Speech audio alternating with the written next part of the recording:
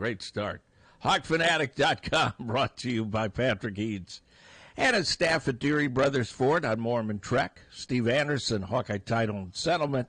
Mike's E-Keys for cars. Tavern Blue on the Coralville Strip. Supple's Building and Remodeling, GT Carr and his great crew. Supple's Flowers, home of 1-800-800-ROSE. The Midtown Family Restaurants. Harty and Stocker Jewelers, 101 South Dubuque Street, downtown Iowa City. Premier Automotive in North Liberty. The Ox Yoke Inn in the Amanas. Streets Maintenance.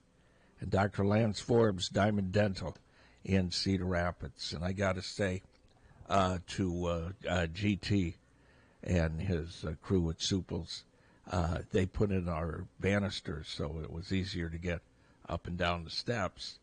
And it's made the house look better, and it matches the woodwork just perfectly. You guys did a great job, so thank you. Thank you very much. Well, it looks great. I've seen pictures. It really does. As you enter, it looks a lot better. You know, it really looks a lot better. So, here is Tom Suter and Pat Harty from HawkFanatic.com. By the way, Dr. Lance Forbes has made sure that he'll have plenty of batteries for the flashlights when everything goes dark today, and he's working on your teeth. So. Well, good to know. Yeah. Why, is something going on today? God. Am I just... Coverage seems a little excessive. I mean, I just don't care. I don't either. Hey, I mean, honestly. The moon's going to cross in front of the sun for 3 minutes. And it'll be cool. State of emergency. Stop what you're doing. Well, who cares? It's bringing in billions to these towns. It's just... or billions to the country. I mean, it's kind of interesting, I guess. Yeah. Well, there won't be another one for 20 years. 20 years. So this is probably my last shot. Yeah, me too. I mean, Haley's Comet was here in '86, wasn't it? And it won't. Yeah. I remember that getting some play, but nothing. Isn't that like 100 every 100 and some years, 120 years? It's like every 70. I thought it was like. I'll look it up at some point, but it's. I remember, but now no, I'm not saying it's not interesting. It's just nonstop coverage. It just kind of hasn't really been nonstop. It's just too much. Yeah, but at least it takes the place of other coverage that is also too much. True. So yeah, but still, I mean, it's still too much. I don't need to know the countdown to the total eclipse. CNN's got a clock. 2 hours, 51 minutes. It's just insane. I played Bonnie Tyler this morning. That's another problem that brings that song up. That is another problem. It's had over 1 billion downloads in the last week. And it's such a bad song. Seriously. It's a horrible song, isn't it? Oh, it's a wonderful song. Turn around, bright eyes. Yeah. Jesus. Every now and then I fall apart. Save me. Yeah. Hi. Hey, Karn. Hello. What time is that clip supposed to happen around here? It starts about 12:30 and it'll end about 3. But you can watch it on TV. Yeah, you can watch it on TV. On probably every channel. My son took his kids out of school, and they're going to travel to where they can see it. I get that. That's fine. I'm not saying I'm not. The coverage. Well, the problem is that I'm old enough that I have seen it before. Well, When was the last one? When was the last total? So like 20-some years ago? Yeah, probably. Yeah, I remember. Yeah, because I remember I was teaching school, and we had glasses for all the kids, and we went out and looked at it. Yeah, I remember. I just don't remember life stopping the way it seems to be today. Well, our poor girls, they started out just terrific, and then all of a sudden the other team just caught up and went on. But the other team was bigger and better, and they had gotten those. She especially went out and got 3-point shooters because she didn't have them last year. Yeah, I don't think Pow Pow missed, did she? I don't remember. I mean, she just was who filling was the other one? And there was another one. Tessa Johnson made the biggest threes, but she was a highly recruited. She was a phenom in that Fulaja or whatever her name is. She was one of the top players in the country last year in high school. And she's incredibly quick. Yeah, she deflected that pass that Caitlin threw down court. Most teams wouldn't have someone do that. They were just they better. were fast. Their bench outscored Iowa 37-0. They're just a better team. You know, that really, if you go 5 versus 5, we were great. We played just fine with them, but then it was 6, 7, 8, 9. But their first 5 is better than. I'm not being negative, but their first 5 is better than Iowa's 5. They're And just they're better. tall. They're just a better team. 2 big, tall girls in there. Cardosa and that real tall, thin one, blonde. Chloe Kitts. Yeah, Chloe Kitts. Well, she's 6'2". She's not that tall. She's tall compared to us. I thought she was Well, she's Stokey size. Isn't Cardoso like 6'7"? Yeah. 6'7", but Kitts is like Stokey size. They're just a better team. I mean, sometimes you have to tip your hat. And they're full of excellent athletes. Yeah, and who can play basketball also. Yeah, and they're well coached. Yep. Very well coached. They made some great adjustments on Caitlin. I mean, she was 5 of 20 from quarters 2 through 4. And what'd she make, 1-3 after the first quarter? I think so. I thought our legs got tired.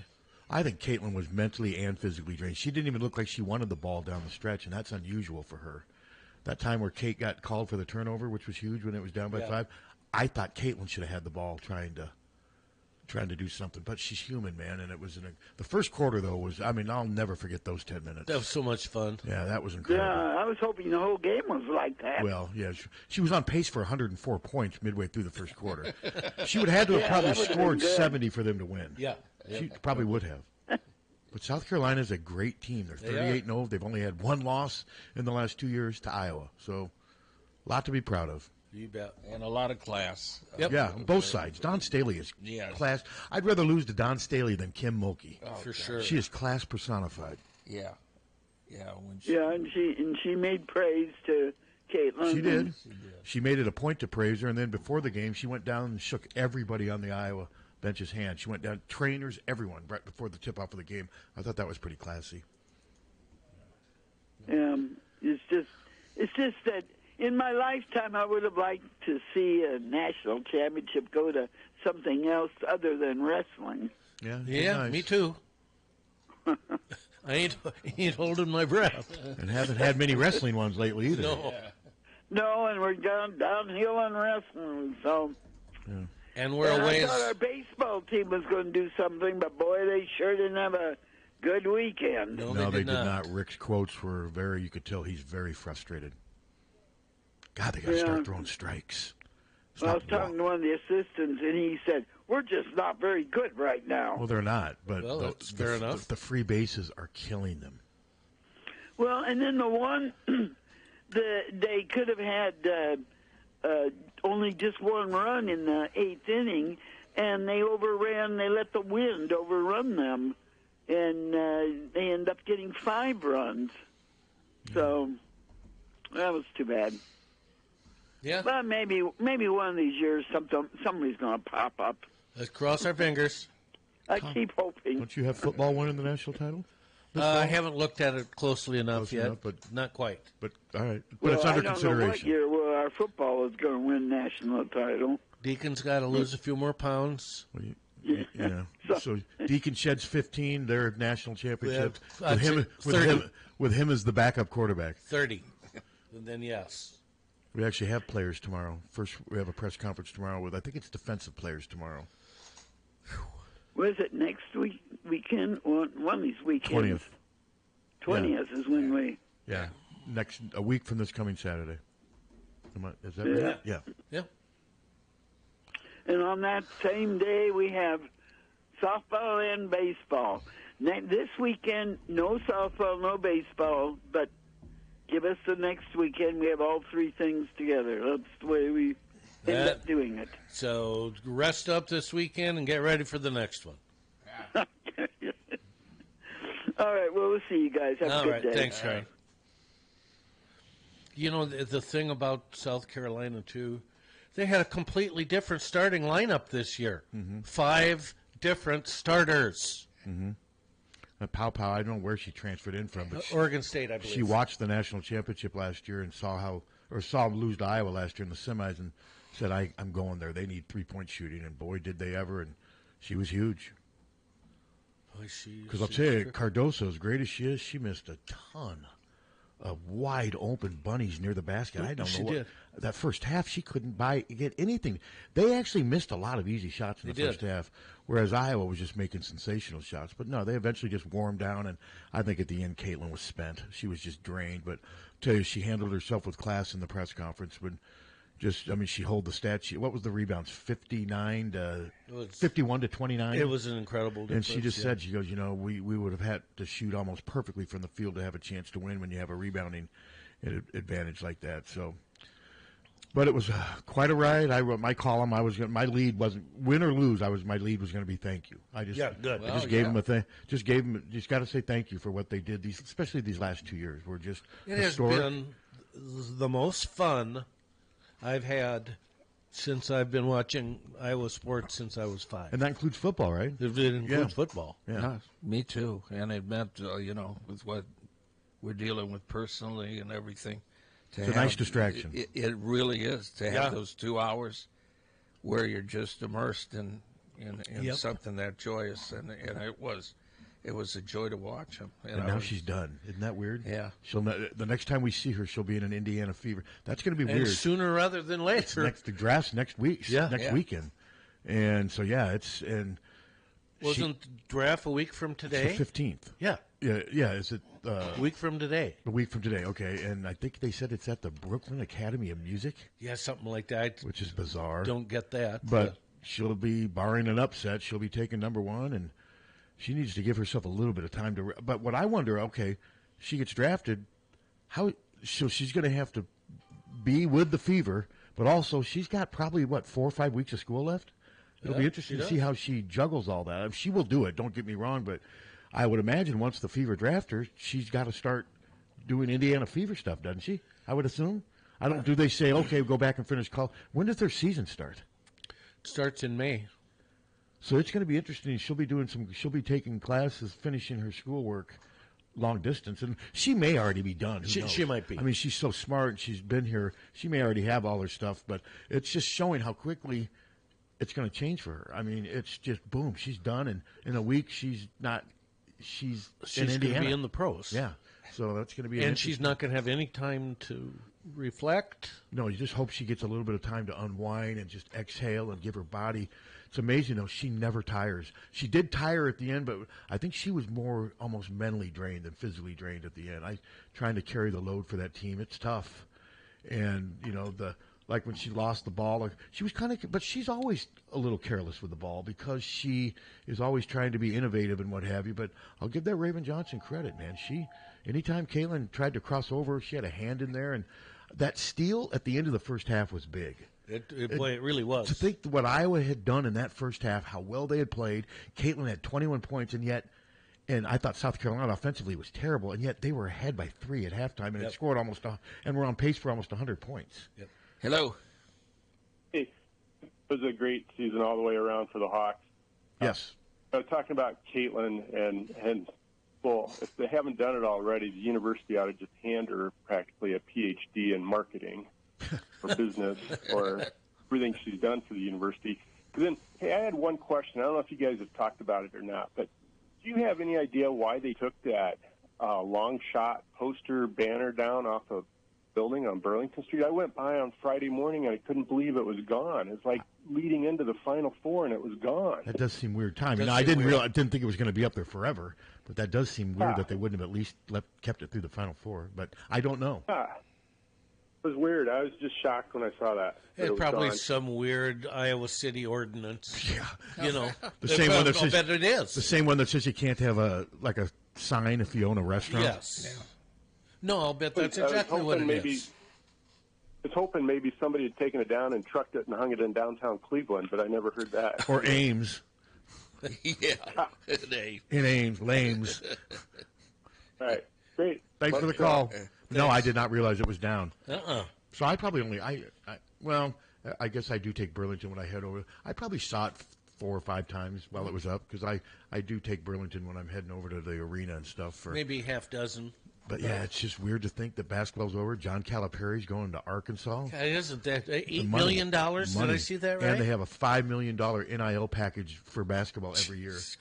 And meanwhile, what do you think Iowa's NIL package is for men's basketball? Maybe. Do you think there's 100,000? I was going to say maybe 5% of that. Yeah, man. I know I've talked about this before, but they got to get that fixed. But how? It's easy for me to say. Yeah, I mean, it's not my money. Hello. Good morning, guys. Morning. Hey. The WNBA training camp starts the first of May, or right around the 1st of May. Okay. Yeah.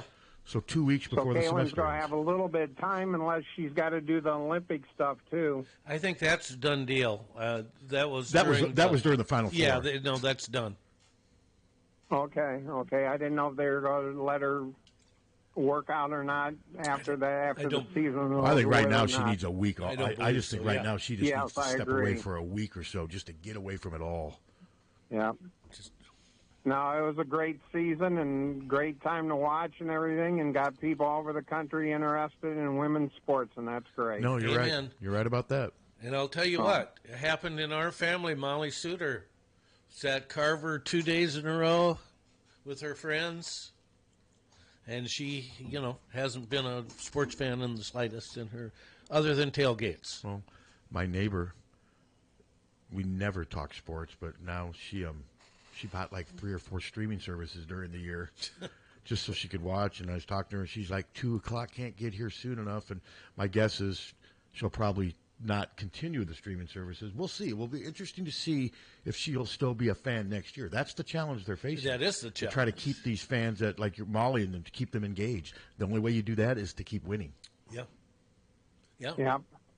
I kind of hope they bring out, the team shows up well, and next year and stuff, with the talent they have coming and they have there and stuff, that people are at least still interested to watch the beginning of the season and see what happens. Yeah. Depends on.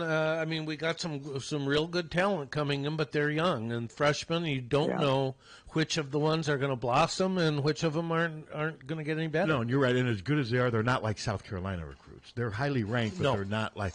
That's exactly right. That's what it's going to take for Iowa to get where we want them to go, is to beat teams like that, because they're better than all the others. They're right there at the cusp of this, but we'll see. It's going to be interesting. I think they got to go out and get a point guard in the portal and a post player. Yeah. So, you guys have a great day, and I'll talk to you guys later on. Okay, thank you. Now, Iva Hayden's coming in. She's 6'4". They do have, I assume, Addison O'Grady and AJ. Maybe that will be their response to me saying they needed a post player. They might say, we have 3 coming, just like they seem to do. Last year, I know they tried. They tried on a couple, but they didn't try real hard. Well, as Lisa said, she said there were only a couple that could play for us. Yeah, and I don't know what the situation is now, but if they do go out and get a post player and none of the other roster stuff changed, they don't want to have 4 centers on the roster next year, and that's what they would have. No, we need a point guard. They need a point guard more real than bad, anything, and a scoring point guard. Yes. I know that's easier said than done, but they need a point guard. They don't need a point guard coming in just to be a distributor who can't shoot. They need somebody who can shoot. They're losing between Gabby, Caitlin, and Kate. That's a lot of 3-point shooting that they're losing. Molly too.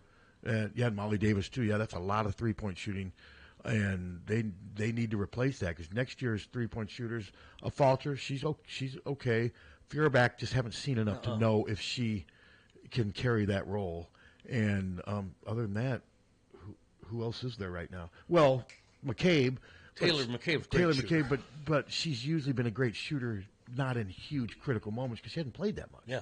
It's going to be interesting to see how she does in the heat of the moment. And so, yeah, but I think they have to go out and get a combo scoring guard in the portal, and they're out there. And Iowa's got some leverage now. They got some selling power, and it was funny. I was watching, I don't know why I had it on, but Keyshawn Johnson and Skip Bayless and who else? Rachel Nichols were doing that show on Fox this morning. I just happened to have it on, and Keyshawn Johnson was talking about, the thing with Iowa is they're not, unlike South Carolina, they don't get these top players. They don't get, other than Caitlin grew up there, so that was different. They're not going to get these top 10, 20 players from all over. And little do they know, they have a 5-star commit from right down the street from their studios in California. Yeah, but Addie they were unaware of that. Addie Deal, she's not coming in next year. But Addie Deal would not have considered Iowa without this run, this last 2-year run. She wouldn't even had them on. So they've climbed to that level. That just shows you how misinformed they were. They're talking about how they've got no commitments. But what's ironic is this girl's from Los Angeles, where they were doing the show. They must not be aware that she had committed, because I thought I've seen her ranked as high as 12th. Yes. So she's a 5-star. So they're showing that they can do that. So we'll see. And then UConn signed the number 1 recruit. Yeah, I did see that. And I saw that South Carolina has the number 2 recruit, and I saw something on her. She's got a 5.0 GPA. This girl, they asked her how she got that. She's like, well, I took a lot of advanced placement classes and like calculus and stuff like that. And I'm like, good Lord. A 5.0 GPA on a 4.0 scale. That's pretty impressive. I know my nieces, 2 of my nieces coming to Iowa had like 4.3s. I mean, they were above. They had done so much advanced placement work that their GPAs, and they were on presidential scholarships. But, man, that's not easy. That is not easy to do. So 3.2. Yeah. That's 3.2's all right. Yeah. 3.2 what? That's what my Your GPA was. In what, high school? In college. But you didn't finish college, did you? No. Okay. There's still time. How many years did you go? 3. 3. I got a job. But, yeah, mine was right around 2.9 or 3. I didn't work hard at all in high school or college. No, I was too busy playing music. I was too busy just playing. And, it was not a priority. I wanted to do this. It was not near the It was not near congratulations. the priority. It wasn't near the priority it should have been for me. No, me neither. I'll admit that. No. And yet I still had around, because if you just go to class in college, that made it so much easier. And I was pretty good at going to class. I felt like I owed that to my parents. You know, like the times when I would skip class, I'd kind of get guilty. Like, man, you know, my parents are paying for this. That's not fair. See, I paid for myself, so I didn't have that. Well, I went. My tuition was paid for because of my mom's job, but they paid my room and board and all that stuff, so I always felt sort of an obligation to go. But like the 1 year I lived in the fraternity, God, both of my years, my grade points that semester were below 3, and I remember my parents were not that happy, and what have you. I just needed to get away from that fraternity house, which I did. Yeah. You know. So, but is it like Animal House? No, it wasn't like Animal House. There were some of those fraternities. No, but there was a lot of distractions. It wasn't Animal House. My fraternity was mostly filled with really wealthy Jewish guys from Chicago. Now, that describes a lot of Drake students anyway, but mine was particularly heavy. Like I said, I got a message on my answering machine right now from my buddy who called me Saturday, Steve Kritz. He was one of my best friends in college. We had absolutely nothing in common besides music and partying. He's a short little Jewish kid from Chicago, but we just hit it off. He was one of we never talked religion. We never talked politics. I do remember him saying, though, sometimes, man, I remember him saying, like, man, we got to figure something out in the Middle East. They were, of course they were pro-Israel, but I remember them always saying, God, you got to figure out a way to make it work there. And that was 40 years ago. Yeah. Think about it. You're still fighting the same battles. Well, I got married on October 6, 73.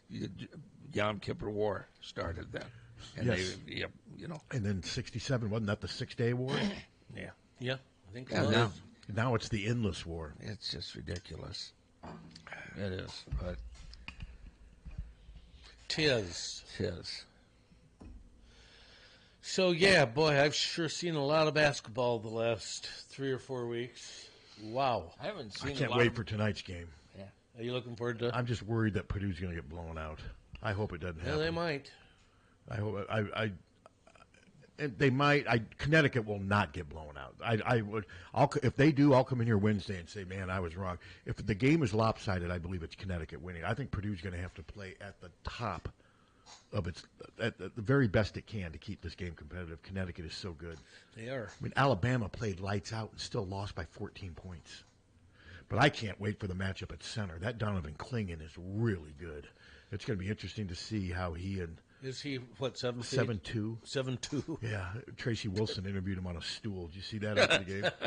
Because she interviewed Zach Edey, and it was just so she barely came up to his waist. So they got her a stool to do the Clingan interview. But this is going to be fast. This could be a fascinating game tonight. What time does it start? Like 8 o'clock? I think they're having that women's game at 2 o'clock on a Sunday. Why would they have that game at prime time? I don't know. 7 o'clock. That doesn't make any sense to me. Don't know. Yeah, the 2 o'clock. I didn't have a problem with it. It's not you can get your work done and everything, but I just think for the game itself, the men's final and the women's final should both be at the same time. Yeah. But who knows? Maybe I'm nitpicking.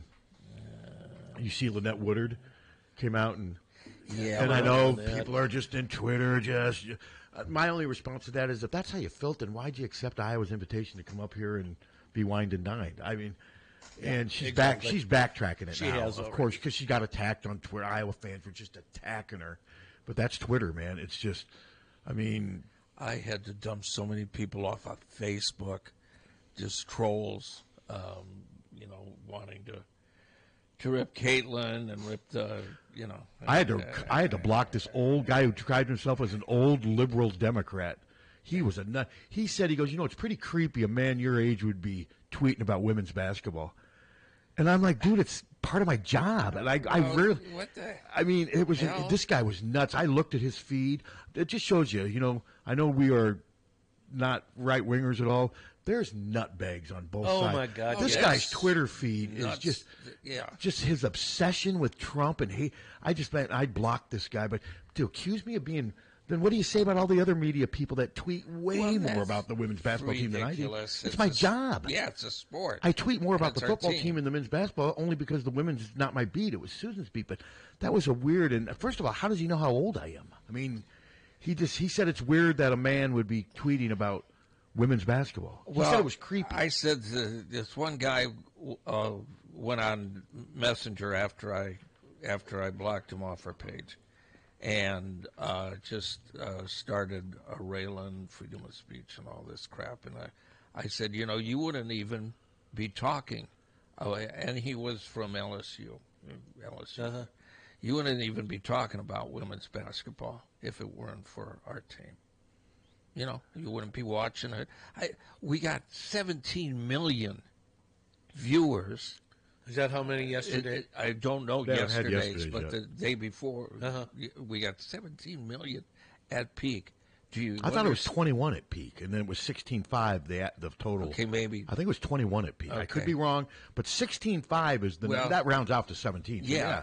I mean, I'm guessing this one had more that's last night. freaking amazing. It is. I mean, that is just amazing when Yeah. you consider that the top show, NCIS on CBS, gets between 7 and 8 million. I mean, that's amazing. Mm-hmm. And it wouldn't be that way if it wasn't for, this is a hell of an achievement we lived through. Oh, my God, yes. But God, just all the fighting on social Twitter, it's just so exhausting. Diana Taurasi's getting attacked, and if you, because I wish they would embrace the up and comers more to their league. But her remarks, she wasn't just talking about Caitlin. She was, if you listen to the comment in its entirety, she was talking about anybody coming from college to the pros, you're in for a rude awakening. And she's right. Well, of course. But if you just listen to it in its entirety, What and did there's, she she just said that they're in for a rude awakening when they get to the WNBA, and there is some truth to that. And I do think there probably is some jealousy where Caitlin was involved because Caitlin, when Diana Taurasi played, there wasn't social media. There wasn't a way to captivate the nation the way she did. But Diana Taurasi also played with a bunch of other phenoms. Caitlin did this with a supporting cast that some people say is below average, blah, blah. So, and the games weren't competitive when she was playing. No, all the pieces fell into place for Caitlin to be able to do this. And I think some of these players resent all the attention and money she's making, but she's going to end up making them more money if they would just Absolutely. embrace it. And I think they will, but that doesn't mean Diana Taurasi isn't going to want to beat Caitlin Clark. I mean, that's part of it. It's competition. She probably will. And there's going to, there will be an adjustment for Caitlin. But I also think she'll handle it fine, and eventually, I'm not saying she's going to be the greatest WNBA player ever, but I think she'll be a solid WNBA player. I hope so. Yeah, so I'll be pulling for her. I still think you and Ann will be making some trips over to Indianapolis. If you can get tickets. Yeah, you'll be. There'll be a way to get them. Tickets of like. Would you spend $500 each to see her? $1,000 for a WNBA game? WNBA game? Oh boy, probably not. Probably not. How about $250? $500 total. Yeah. Couple nights, then couple nights at St. Elmo's restaurant. You could turn that into a $1,500 extravaganza. Leave on a Wednesday, get back the following Monday. You've eaten at St. Elmo's, haven't you? I did there once, and the press citizen said, never again. I mean, my steak was like $62 a la carte. You know, it's expensive. Oh, it's really But it's sure good, though. It's good, but could you imagine having a really expensive steakhouse that sucked? I mean, how long would they stay alive? How long would that work? Every expensive steakhouse is pretty good. Have you ever eaten at a bad expensive steakhouse? No. I don't think I have either. Let's see. I've eaten at maybe St. Elmo, Shula's, Sullivan Steakhouse. What's another one? I ate Dickie Brennan's down in. I've eaten at the New Orleans. New Orleans. I've eaten at that. That wasn't in New Orleans though. Is that a chain? It might be. I can't remember, but they're all good. I mean, hell, Lone Star and what's the row? Are good. Those are good. Oh, sure they are. But no, I just remember the price of St. Elmo's. And this was 15, 20 years ago, and it was expensive. But weren't you there within the last 5 years? It's still expensive. But weren't you there within the last 3 to 5 years? Yeah. I remember you saying your steak was like $62. The first Iowa, Michigan. My favorite is though when the tossed green salad at like $10.99. You put baked potato $12. I see those and just laugh as I'm ordering them and realizing I can't afford this. But no, have you ever been to? You've heard of Sullivan Steakhouse, haven't you? Heard of it. We did that in Chicago one time. Susan Harmon and I, and Press Citizen wasn't really happy about that either. They weren't happy about much.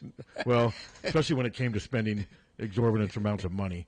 But I will give Press Citizen credit. They only in extreme cases did they ever question us. And I just remember our steak bill for the two of us may have been like $120 or something like that. And that kind of stood out on that expense report. We, at Dickie Brennan's, I think my steak got a little fillet. When you say little, 6, 8, 10 inch? 6 or 8. Okay. And we told Amy, get what you want, get a steak. She said, I'm not going to spend $60 on a steak. And we said, well, you won't have to. We will. But she wouldn't do it. And she's like, get me the biggest steak you got. She wouldn't do it and ended up eating half of Ann's steak. Well, okay, so that's $120 you spent for that meal. Meanwhile, I sent Brad and Jenny Miller to Bennigan's to do a remote, and it was, $135 in 2 hours. Oh, at least. What was it, alcohol? Yes. Oh, I was going to say Bennigan's is like Applebee's. Yeah, well. Is it even around anymore, Bennigan's? Not much. No, they serve it out of the hotel. I've eaten at Bennigan's many times. There used to be one right by the Northwestern campus. Like whenever we'd go cover Northwestern basketball or football, we'd always eat. It wasn't bad. It was okay. It was like Applebee's, Chili's, kind of in that. It was okay. They all have their own little niche or whatever, but no, it was fine. Yeah. I don't know why it didn't make it. But you're talking about that 2601 tap or yeah, whatever the hell it is. Something like that. They serve some of the food from Benning. I don't understand. Yeah, I how don't it get works. it either. But I will say we ate there a couple months ago. Yeah. At Bennigan's? No, at 2601 or whatever it is, tap. But I don't know. Where the old Ironman. Oh, okay. And their wings were delicious. I like, I don't have a problem with Applebee's at all, but I thought Chili's, I got the ribs at Chili's. They were damn good. No, I used to go to Chili's a lot. Like I've said, I love their hamburgers as long as you tell them no mayonnaise because they put a lot of mayonnaise on their hamburgers. It's not, it's not Pops and it's not Wildwood, but. What I liked about Chili's, if you got their burgers to go, they wrapped them tightly in aluminum foil, so when you got home, it was still warm and no, it was good. I like Chili's. Good soup too. Last time I ate at Chili's, we were coming back from England, and we were at the Chicago airport watching the second half of the Pinstripe Bowl, the Iowa and whoever the hell we played. And that was the last time I ate at a Chili's. It was with Chili's 2. Was it good? I don't know. You know where I eat at Chili's? It was okay. Is airports. Yeah, that's the last 2 or 3 times I think I've eaten at a Chili's was traveling because they're in a lot of airports. Yeah, Chili's 2 is where the Pinstripe Bowl. Who did we play? Was that Boston College? A.J. Dillon? Yeah, I think you're right. Wasn't that the ice skate? The ice rink, and somehow Wadley was able to stay on his feet. Yeah, and he was incredible in that game. Okay, I'm just looking up our traffic reports. I'm looking up our traffic from from this past week and see, so I can see what the combined. I'll bet it's It won't astronomical. be as wow. So over the last 2 weeks, we've had over 100,000 page views combined. Wow. I mean, we had 42 this week, and so about 103,000 page views just in the last 2 weeks. Well, enjoy it because it's going to fall. Well, we got spring football now. That'll move some traffic, but Yeah, boy, I can't get into it yet. The good thing for you is you don't have to. Oh, no, I don't. No, You do. I do because it's my living. But hey, there's worse things you could be doing than going over to interview Iowa football players about spring. My problem with spring football is just the narratives get taken so far out of proportion, and just there's some in the media that just they love spring to be this time where they tell fans, man, things are getting better. I guarantee you we're going to read so much about how great this offense is looking and that things are different. Now there's a new sheriff in town. It's going to be just rinse and repeat like they did when Davis was hired, when Brian Ferentz was promoted. There's going to be a ton of that because that's what spring is, and so much of it doesn't turn out to be true. No, and there's very little hardcore, serious information that you can get, right? Well, the coaches only give you so much. They're only going to give you so much. Plus, they're practicing against each other. I don't know if there's how much full contact hitting there is right now. I just always kind of keep spring in perspective. It is what it is.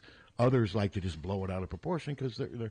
I mean, part of that too is to bring attention to. Hey, look at this guy's got. From what he's hearing this spring, this guy's got Iowa going 13-0, and people want to. And so we'll see.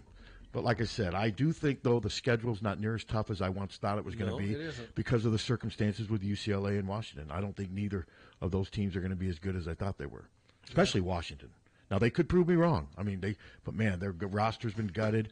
Their coach is gone. And so it'll be interesting to see. Yeah, it will. And we still might make it out to UCLA. I'm hoping to still pull off that idea. Like going to Vegas and then driving? Yeah. Yeah, I'm not sure if I'm going to be able to afford it. We'll see. We'll just kind of see where we are financially at that situation. But there's no way I can afford UCLA, Maryland, and Ohio State. Those are all 3 road trips next year. I can't afford to do all those. Yeah. And it'll be interesting to see it. That's going to even. I know, like, the Register and the Gazette, they are bound and determined to travel as much as they can. But even those places don't even cover all the men's basketball games anymore. It'll be interesting to see if they all make it, because that's expensive. Those are 3 expensive trips. You bet. I mean, Maryland's an expensive trip. It is. And Ohio State, I mean, that's a flight. They're all 3 flights, so we'll see. We shall see. Well, why don't we take a break, and we'll be back with some more nonsense and ADD stuff. Hey, it's coming up. What? It's a couple hours. The eclipse. Get ready. Turn I'm around, ready. bright eyes. I'm ready. 1-800-800-ROSE. 1-800-800-ROSE. Your FTD florist is the only number you need to know to send flowers anywhere in the country or Canada from anywhere in the country. 1-800-800-ROSE. It's so easy. Just remember one number. 1-800-800-ROSE. Your FTD florist. 1-800-800-ROSE. Remember. For a gift that your loved one will treasure for a lifetime, find it at our family-owned jewelry store in Iowa City, Hertine and Stocker Jewelers. We can show you diamond engagement rings, colored stones, fashion jewelry, and watches. Our jewelers are on site, so we can design jewelry for that special person in your life. We are Hertine and Stocker, serving Iowa City and the surrounding area for 3 generations. Hertine and Stocker Jewelers, downtown Iowa City, and HertineandStockerJewelers.com. Ask for Willa, Terry, Tim, or Kate. One of us is always there. Don't wait for an emergency to get a backup for your car keys. Unlike the olden days, car keys have gotten extremely complex. Mike's e-keys for cars can generate the most technically advanced automotive keys that are on the market today. For spares and lost keys, Mike's e-keys for cars can produce most conventional transponder, high security, and remote head keys. Mike's e-keys for cars will keep you on the road. Call 319-330-9185 and schedule an appointment today. Don't wait until it's too late. Call 319-330-9185 today. Are you tired of living in a home that doesn't quite meet your needs? Then it's time to call the experts at Streets Maintenance. Their team of skilled professionals specializes in renovations and remodeling, transforming your home into the space you've always dreamed of. From kitchen bath remodels to complete home renovations, no job is too big or too small. Streets Maintenance will work with you every step of the way to ensure your vision becomes a reality. So don't wait any longer. Call Streets Maintenance to schedule your consultation at 400-4483. Let's start building your dream home today. Once upon a time in the land of the Hawkeyes, a business grew. A business that would become synonymous with real estate. Hi, I'm Steve Anderson of Hawkeye Title and Settlement. When you're buying or selling your home, you'll need title and settlement services. Consider the Hawkeye Title and Settlement team. Give us a call at 351-8600. Hawkeye Title and Settlement, the team you love, the people you trust. Don't let just anyone take care of your smile. At Diamond Dental, you can expect compassion, expertise, and a personalized care plan to protect your teeth for life.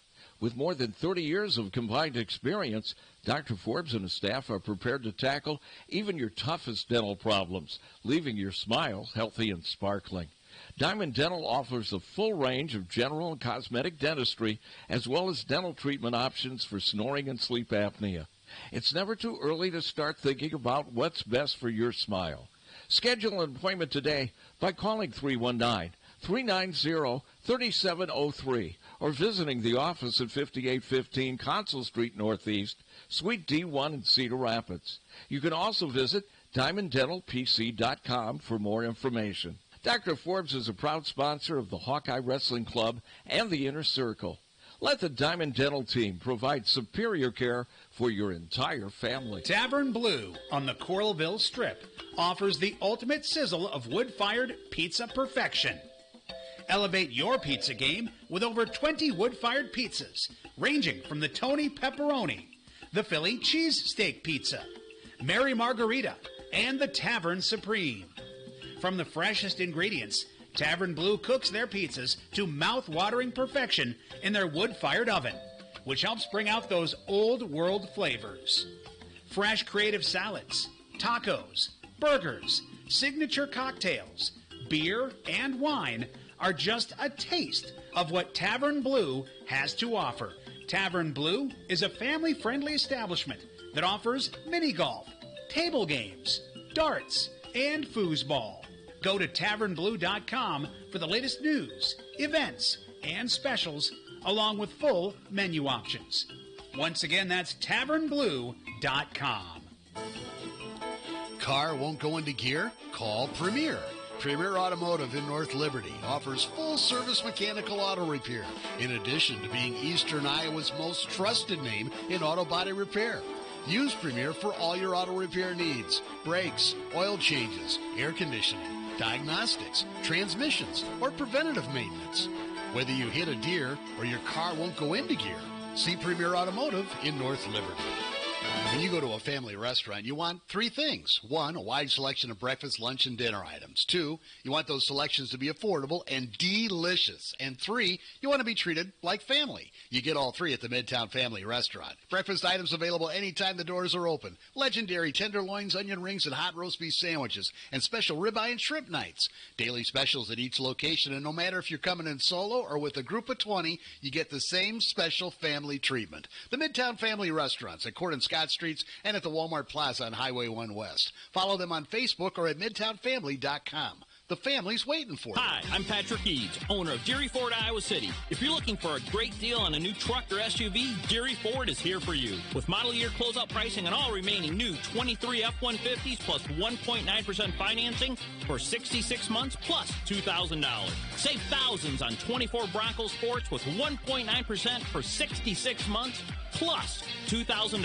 So when you want a great vehicle and an awesome buying experience, Deary Ford is here for you in Iowa City or online at GaryFord.com. GT Carr, owner of Supple's Building and Remodeling, has been offering unmatched service and quality for over 25 years. The trained professionals at Supple's Building and Remodeling will install and guarantee the products used in any job, no matter how big or small. They also stand behind their work and offer no-nonsense, exceptional customer service from design to completion and beyond. Whether it's a simple window replacement or a major house addition, you'll have the confidence that Supple's Building and Remodeling is committed to quality. Visit Supples.net or call them today at 319-337-2246. 84 years of preparation, the wait is over. The Oxyokin's brand new book, Our Recipes, Our Story, is on sale now. 90 pages in full color, 67 recipes, and our unique history for only $24.99. Get yours while they last at the Oxyokin. Available soon by mail order along with our current serving hours at oxyokin.com. The Oxyokin.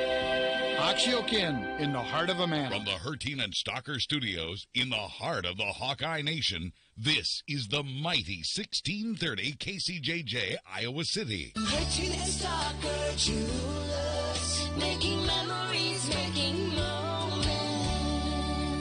Mostly sunny today. We'll get to around 69 for a high this afternoon. The wind out of the southwest at 10 to 20. Tonight, clear, 41. Tomorrow, sunshine, 65. On Wednesday, it'll be partly cloudy with a high of 68. We will be a bit cooler with scattered showers and thunder showers Thursday into Friday, low to mid-60s, and then we're talking 70s to near 80 by Saturday into Sunday. I'm meteorologist Sean Cable on the mighty 1630 KCJJ. Outside now, it's 53. KCJJ weather, brought to you by Plum Supply. Plum Supply, kitchens and baths. Your home never looks so beautiful. We are back to Eastern Iowa's most beloved sports radio. Most beloved. Most You're going beloved. to be turning your air on here, it sounds like, in about 4 or 5 days. Yeah, I've turned it on. 80? Yeah. It's 80. I'll be turning mine on. Oh, it's going on. It's going on when it's 68. I have my heat on right now, but it hasn't turned on. And I did mow my yard for the first time 2 days ago. My grass was so out of control. I was able to get my mower to start. You know what? I have got hot off the presses information, Mr. Harty. Hot off the presses. Breaking news. From the Entertainment and Sports Programming Network. They're way too early. Top 25 for women's basketball for next year. Okay, Pat did pretty well with the first 10. It goes South Carolina. Shocker. Texas. Oh, Texas. Forgot about them. Notre Dame. UConn. And then 2 new Big Ten teams, Southern California, UCLA. Your old pal Kim Mulkey at number 7. Oh, no, here, you were right, Pat. NC State is 8, so you had another one in there. Stanford is 9, and number 10 is Iowa State. 11 through 20, Duke, Oregon State, Baylor, North Carolina, Louisville, West Virginia, Kansas State, Florida State, Oklahoma, and Creighton. And then the 21 through 25, Nebraska, Ohio State, Alabama, Utah, and Illinois. So no Iowa. So what, 4 Big Ten teams? UCLA, USC, 5. Okay. 3 old school Big Ten. Yeah. And I'm not surprised Iowa's not in there. I No, think a lot of people say we've got to wait and see. You're losing a bulk of your roster. 3 players that started, over 130 games together? Yeah, I mean. And the greatest offensive player in the history of the college women's game. So there's going to be a lot of wait and see with Iowa. I mean, we're probably losing 80% of our scoring, aren't we? I mean, just a colossal number. And this will be interesting. This will be a challenge for Lisa and the staff, but coaches like this is what they thrive on, man. They want to.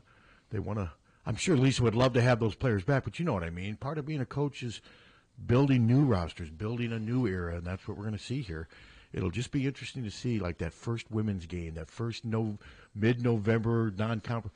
Is that or do you think people are lining up an hour before the game starts to get in there? Probably not, but there's going to be a lot of interest in it, I think, don't you? I do.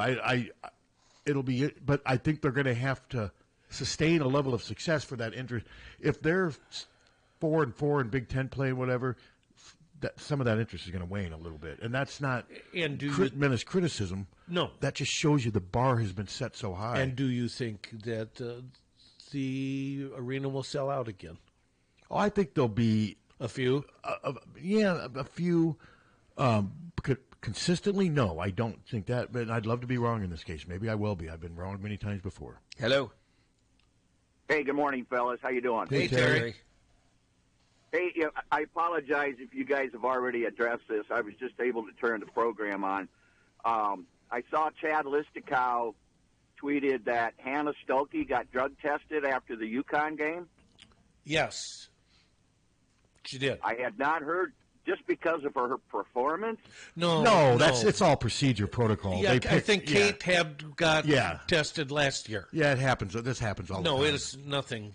Yeah, it's a nothing burger. Oh, okay. And Pat, is Brody Breck, is he injured for the baseball team? No, he pitched 5 1/3 innings on Saturday and struck out 11.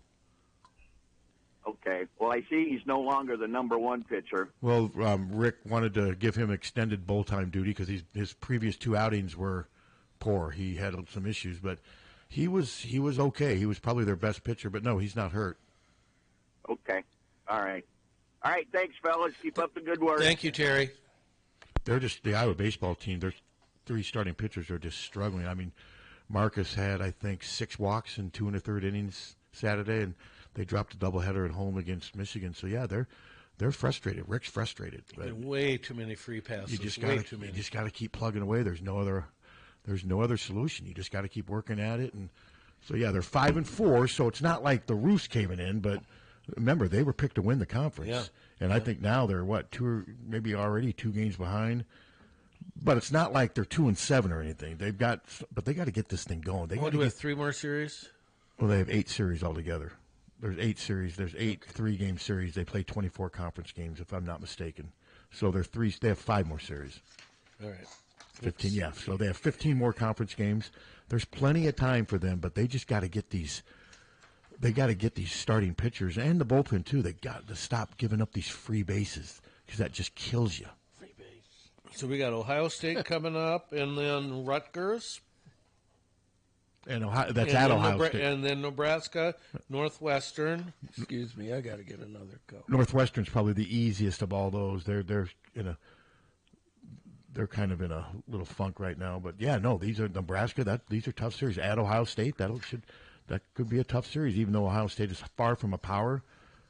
It's always, it's Ohio State. So no, they got to get this thing going. But yeah, Rick, I think it was Jeff Johnson tweeted something. He had talked to Rick, and Rick just said they wanted to give Brody some extended bullpen time over the weekend. So I don't know if it's really that he was demoted. I think right now Rick is just trying to figure out what's the best way to use those 3 starters. Obermueller has probably been the most consistent.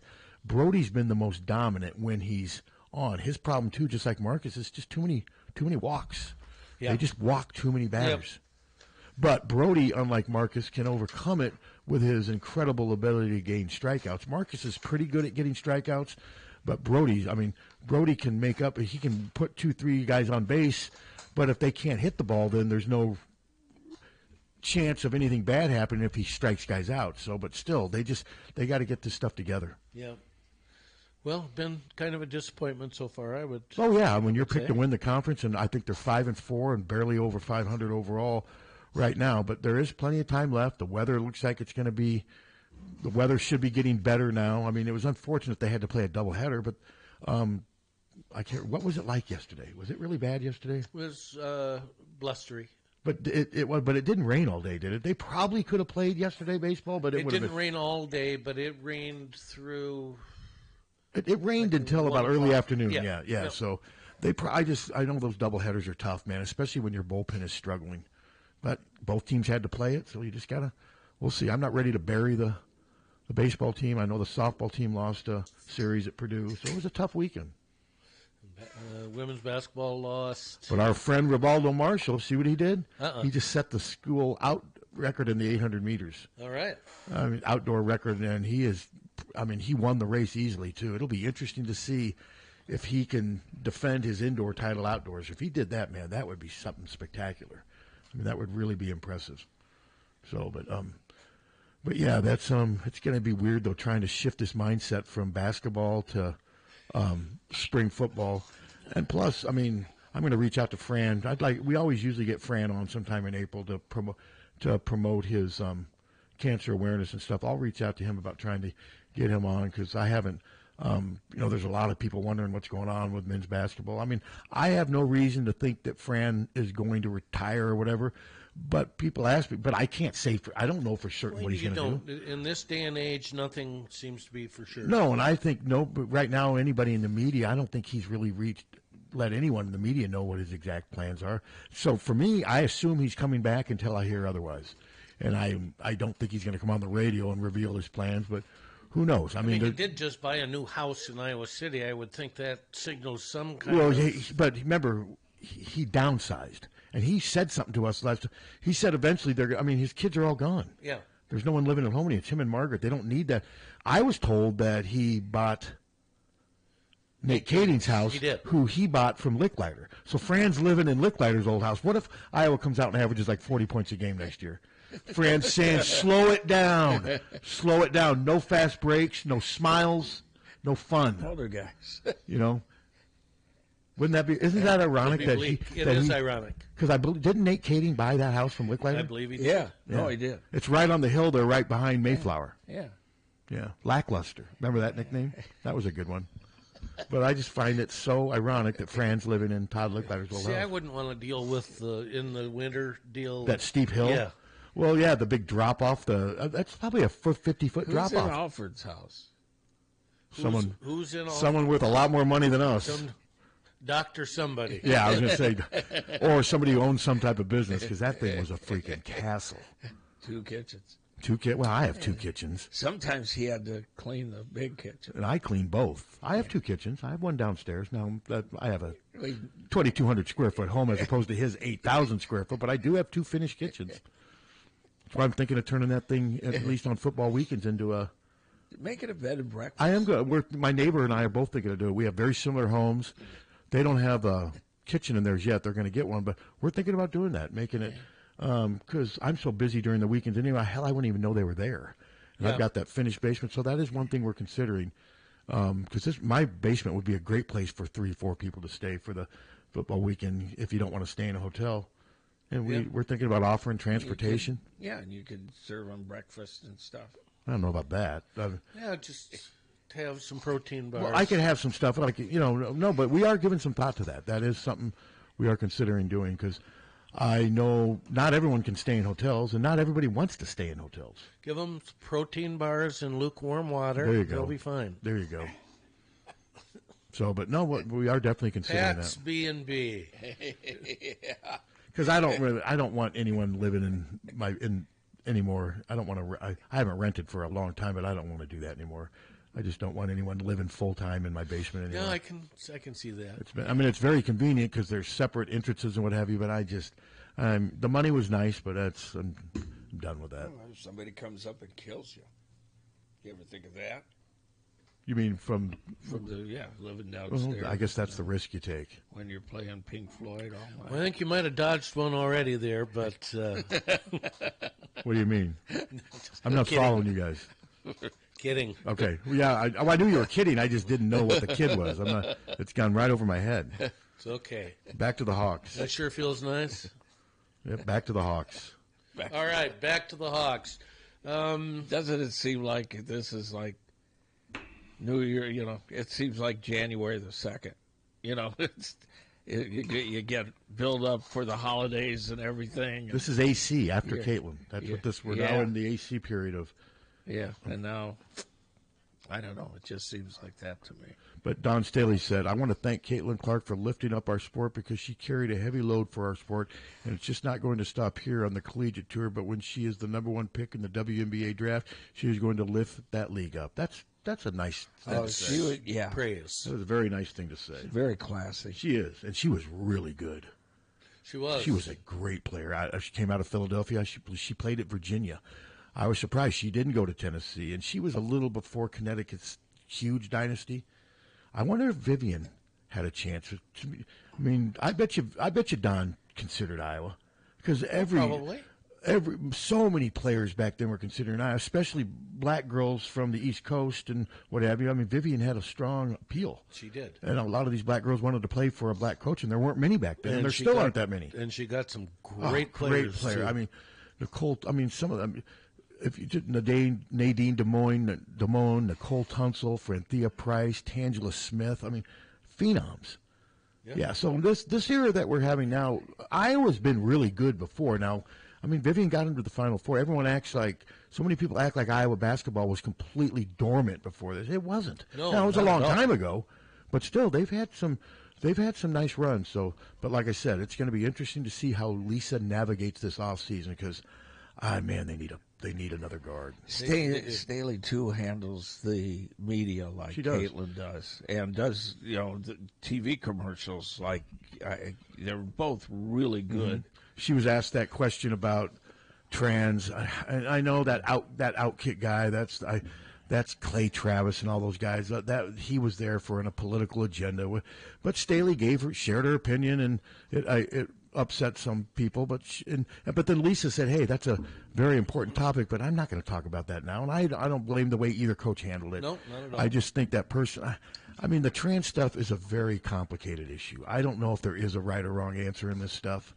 But I don't know, to be pushing that narrative at the Final Four, that was strictly for political purposes and clicks and what have you. And I just don't know if there is a single right or wrong answer with it. I don't think they're just what I went through when I was getting radiation, and they got rid of my testosterone. I had these ridiculously large syringes, and they gave me this hormone treatment, and I lost muscle. And had hot flashes. So you're saying that you think trans people should be allowed to play in women's sports? I think there's an argument for it. Yeah, I do too, but I don't think it's as strong as the argument against it. I don't know. Again, I lost muscle, and I lost. I was going through things women went through. Well, yeah, but you were also how old? 65. We're talking about people when they're 16. But it's like apples and oranges.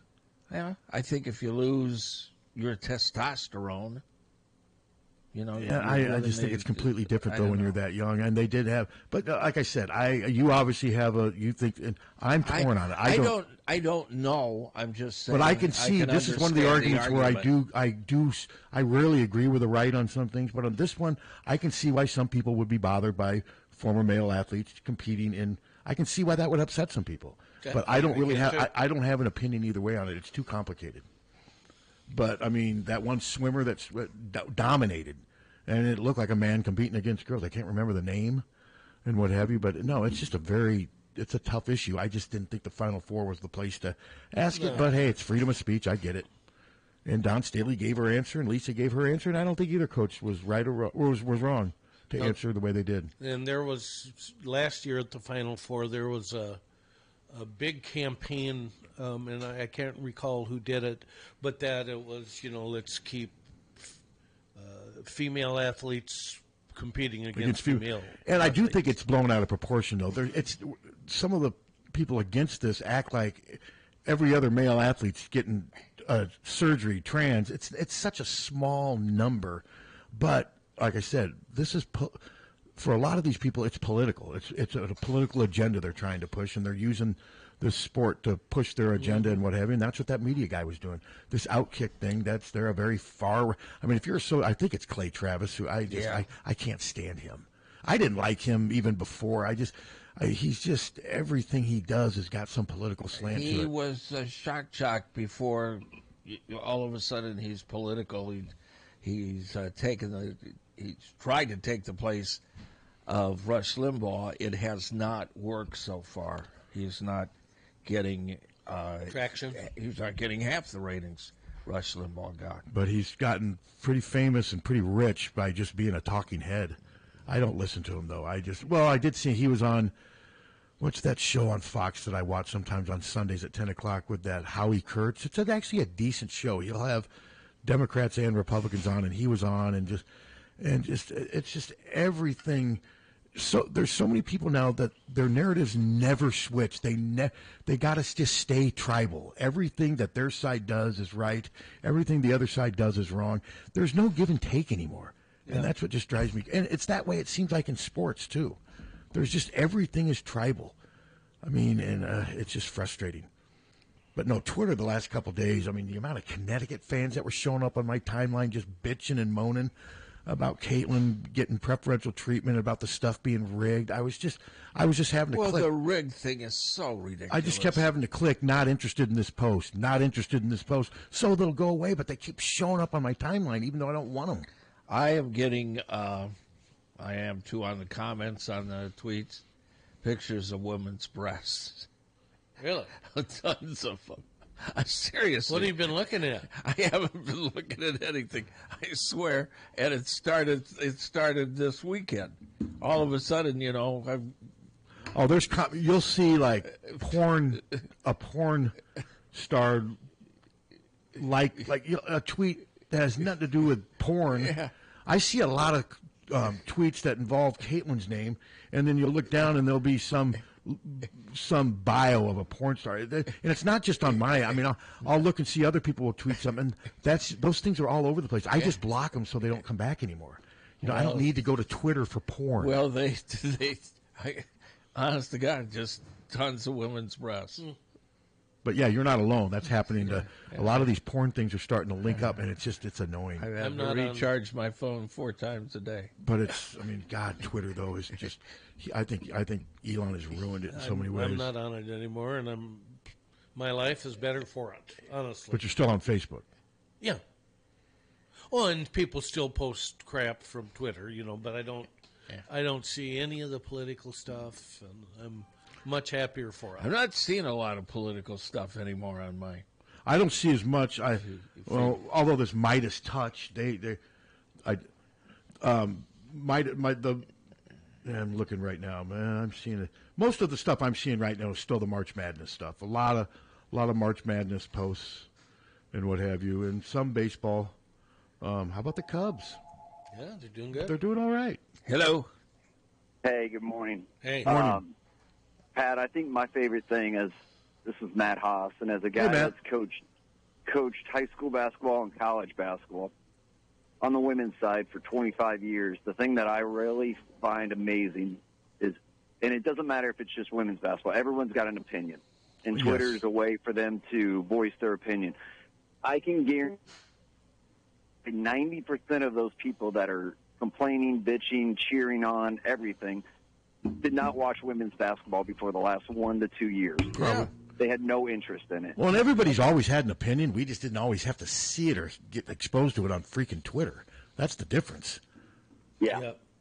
Everyone has a place to go to see that opinion, and they're on the. I mean, you got some guy hiding on some alias with 10 followers on the same stage as LeBron James. I mean, that's what Twitter does. Well, I mean, you had women's basketball was on how many times? BTN Plus, Flow. I mean, it wasn't on ABC, ESPN Primetime, Fox, CBS. Yeah, it's evolving. I mean, no, you're right. Yeah, NBC, Peacock. It's sure been fun. Yeah, a lot of fun. A lot of fun. And the GOAT conversation for me makes good water cooler talk. Sure, it's like rankings for football during the football season. They don't mean squat until the college playoff comes out with their rankings, later in October and into November. Yep.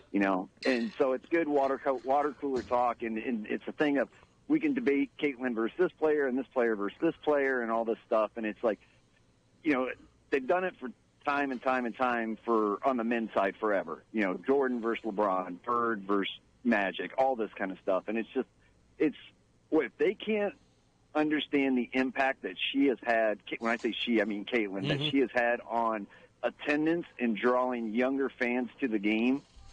And when the game is declining, let's be honest, in the state of Iowa, numbers are going way down, in high school basketball as far as participation. And it's not just Iowa, it's across the country. But if they can't see the impact that she's had, what'd they say, 32 out of their last 33 games were sold out on the road and at home, or on the road, excuse me. Yeah, sold out on the road. Except for the Florida tournament, yeah. And I think a lot of this is just jealousy. I think a lot of people are just jealous at the amount of attention and money she's making. Yeah, I agree. And if they can't see the impact that she's had on the game and how it's made it better, then that's on them. That's foolish on them, I agree. It's for me, it's petty, it's jealousy, it's she's made this amount of money already and she's never played in a WNBA game. Well, you know what?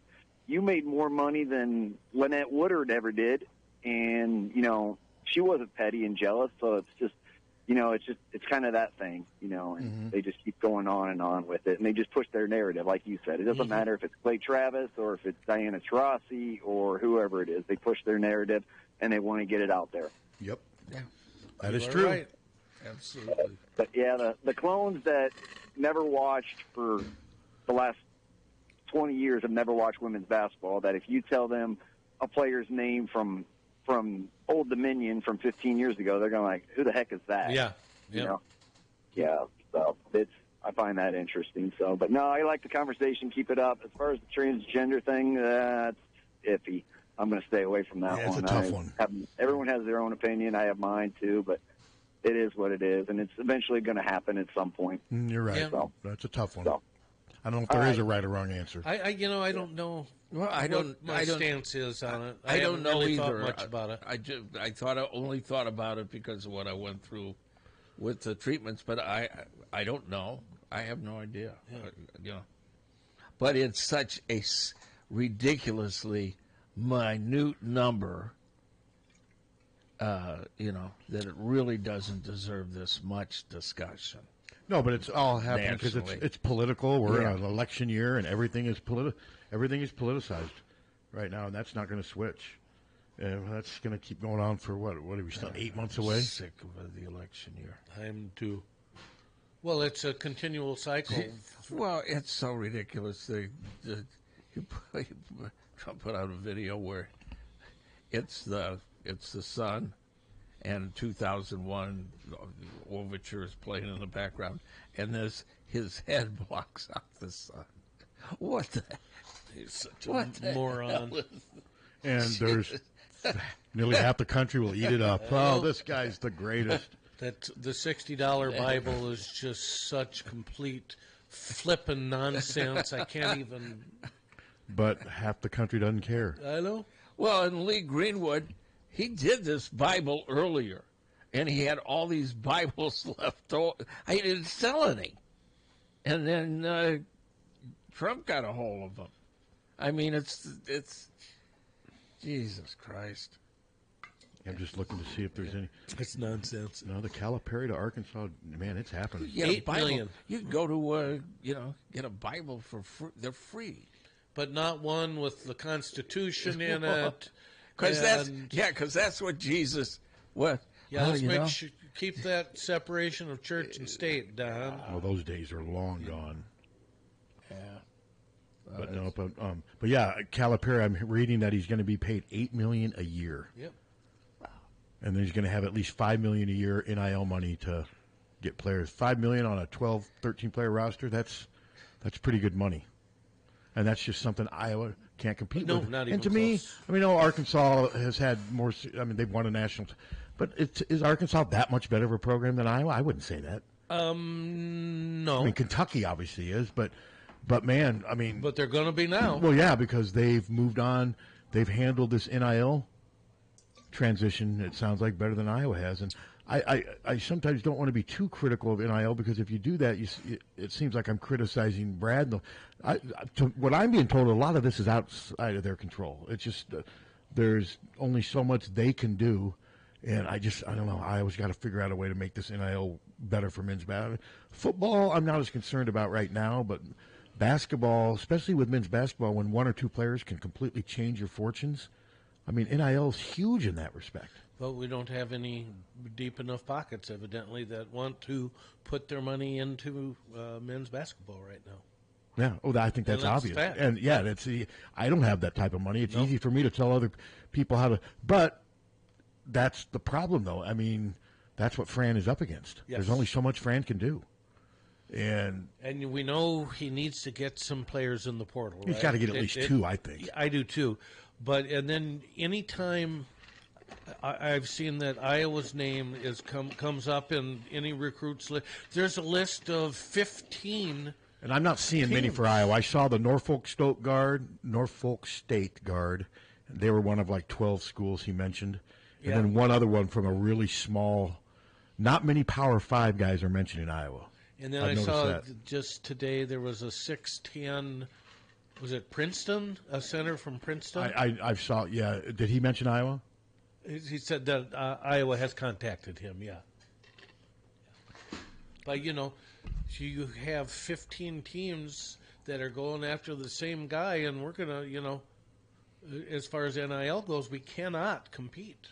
We can't. No, it's tough. It's going to be an interesting off season. And like I've said before, when Fran eventually does retire, I think part of what may speed up that is his frustration with NIL. Yeah, I agree. And I mean, we've talked about it on the station before. They've lost 2 or 3 huge recruits just because they couldn't match the NIL. They wanted to come here. But you know, they also wanted money. Yeah, that's the world we're living in now. These athletes want money, and you know, a lot of these guys, they keep being told, you know, only 1% of these guys will make it in the NFL. A lot of these kids hear this and say, "Yeah, you're right. That's why I want it now. I want my money now. Get me my money now." Tony Perkins will probably not play in the NBA. Probably not. I don't think he's quite at that level. So this next year for him, that's a big year. If he can get a couple $100,000, that's you invest that. That's a lot of money. That is a lot of money. That's a ton of money. Most people in this country don't even have $200,000 in a retirement fund. They just don't. So that's what we're talking about here. So I still think there should have been a transfer portal in rock and roll music. I would love a portal in the 60s and 70s. Wouldn't you love to have seen that? You got like members of the Stones going and joining the Beatles at huge cost. Wouldn't that be cool? Well, Chicago had offered Mickey Thomas $1 million to join them. Is he that guy from Jefferson Starship? Yes. What? Well, then they got Peter Cetera. So they were going to go crappy top 40 worthless anyway. It just depends on who they were going to. Well, what did you? First of all, Peter Cetera. That was. How about the theme song to Karate ridiculous. Kid 2? That was ridiculous. Peter Cetera is ridiculous. But was that the Glory of Love? Yeah. But really, is that one of your favorites, Glory of Love? I hate that kind of crap.